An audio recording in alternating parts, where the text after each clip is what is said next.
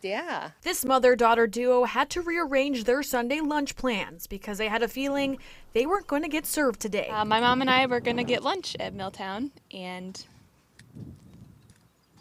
we can't. Where I'm standing at right now is on the submerged parking lot of Milltown Coffee. Today they're closed due to water rising, and actually a lot of parking lots are looking like this one on River Drive. It affects people more this way when, there's more to do along the river. These are heights of waters we have not seen in 5 years. The water has creeped